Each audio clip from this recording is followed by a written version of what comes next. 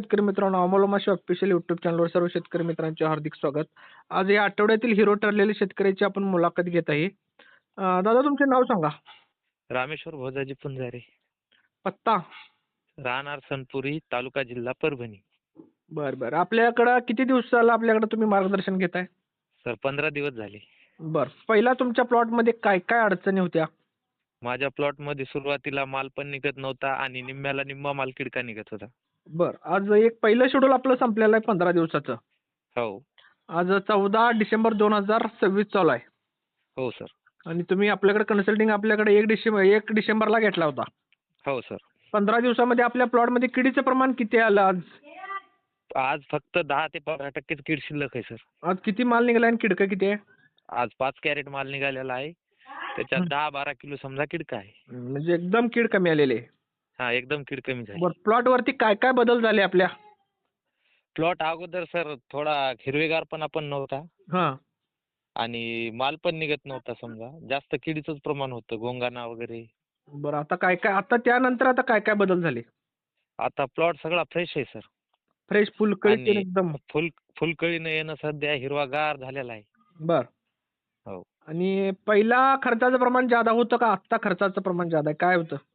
पहिलं खर्चाचं ज्यादा होतं सर. कोणी पण सांगितलं तेच औषध आणायचं, फवारायचं. हा. म्हणजे कधी काय लागायला त्याचा अंदाजच नव्हता. बरं. आणि आता खर्चाचं प्रमाण मी 15 दिवसात तुम्हाला दिलं ते. आता कमी झाले सर पहिल्यापेक्षा. पहिला खर्च खूप केलता मी, हा. तरी पण प्लॉट मध्ये माल निघत नव्हता आणि रिझल्ट नव्हता.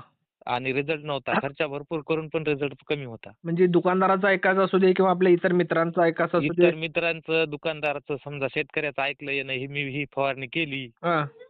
तीच औषधं आणून फवारलं पण रिझल्ट येत नव्हता. बरं, आपण तुमच्याकडनं फी घेतलेली, त्या फी बद्दल काय सांगशील? फी घेतलेली बरोबर आहे का जादा घेतली? नाही सर, बरोबर घेतली फीस.